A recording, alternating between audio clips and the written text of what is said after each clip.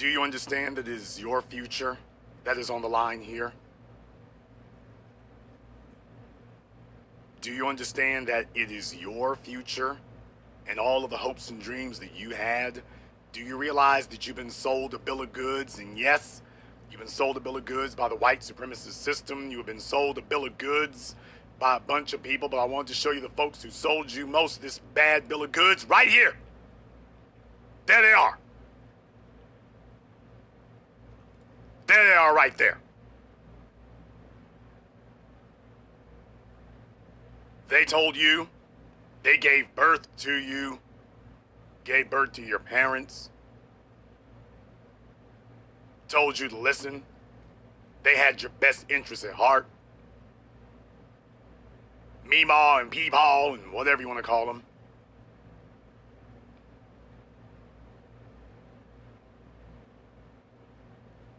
These are the folks that you trusted. These are the people who run the institutions, your churches, your schools, your universities, your civic organizations, the local barbershops. These are the folks who run it. These are the folks who told you that they had your best interests at heart. These are the folks who told you follow their example. They had such conviction they couldn't be moved off of what they were saying. They just had unwavering conviction about it. These are the folks who taught you that racism is over. That what they experienced, most of them were hiding in their closets, while the real soldiers, like Malcolm and Hugh and the others, were actually out there in the streets and actually putting their necks on the line. These old Negroes lived to a ripe old age because they didn't fight nothing. While they lied to you and tell you that they were out there doing something. Ask them for a picture of them doing something and all of a sudden you won't hear anything. That's who sold you out. The very people that you were depending upon. That's who did this.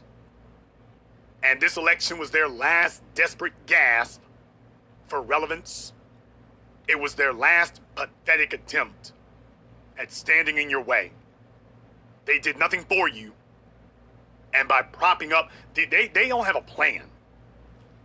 You got to understand, the reason why they keep sending you to white people is because they didn't have a plan. They didn't have one then, they don't have one now.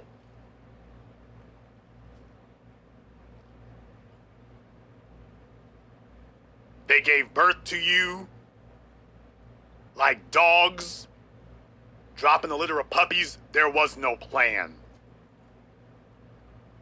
All they wanted was a Cadillac, a nice sundress. So when they take a look at us and be like, damn, y'all can get an iPhone. I wishes we'd had iPhones back then. When I saw folks walking across Edmund Pettus bridges, I wishes I could have that ass.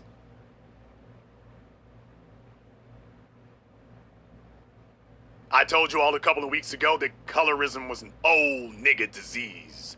And just in case you thought I stuttered, colorism is an old nigga disease. And I have warned you all for over a decade about these old niggas. That they have a consolidated, concerted, organized effort to attempt to cover up their crimes and atrocities against the young by telling you that you need to follow their example.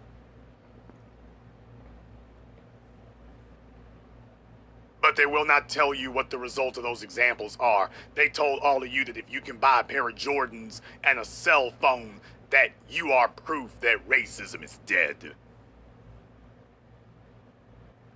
That your ability to, they dreamt their whole lives, y'all got to understand, these old niggas were traumatized.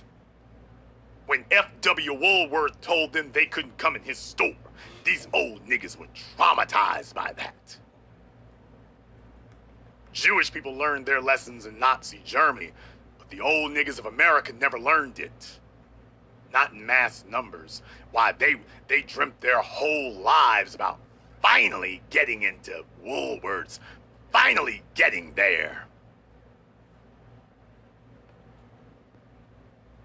That was was a status symbol for them to be able to stride and strut through the front door with their fedora on and their Sunday best as they strolled up to the counter, sat their rusted, dilapidated gluteus maximuses on the stools at the bar, and told the white waitress as she scowled at you, "Madam, I would like to have a cup of coffee."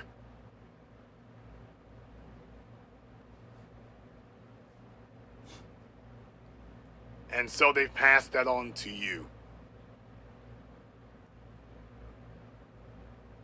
So they passed that on to you.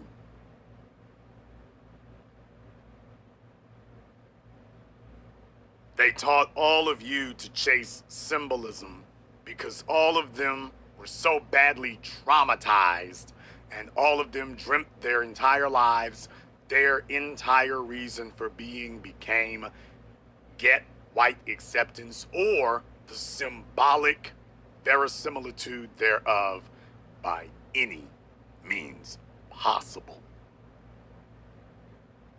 And so they made a Faustian bargain that they would sell out their own children, that you would not chase empowerment, you would chase acceptance. They told all of you that you needed to chase interracial sexual access, not empowerment. Why? Why do you want to do something crazy like start your own business when there's plenty of good white folks you can go to work for? That's what you should be doing.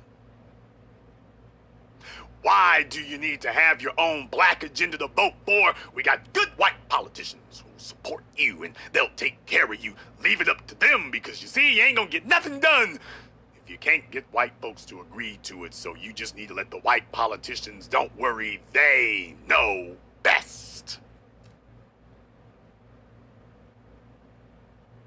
And tell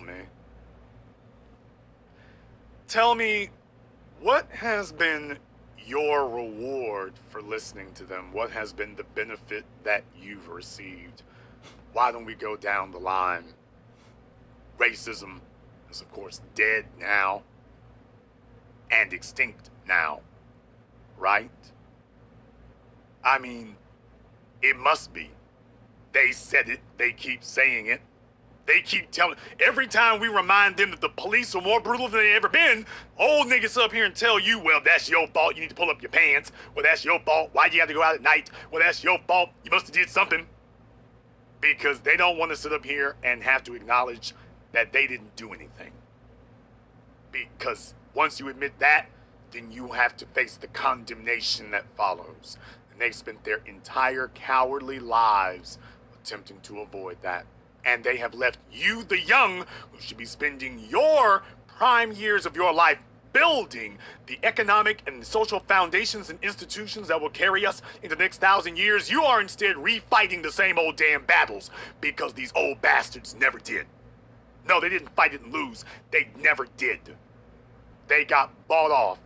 They didn't even get bought off by interracial sex. They got bought off by the promise or the allure of it. They never even got close to it. They were just like, well, damn. Maybe old Susie will take a look at me one day.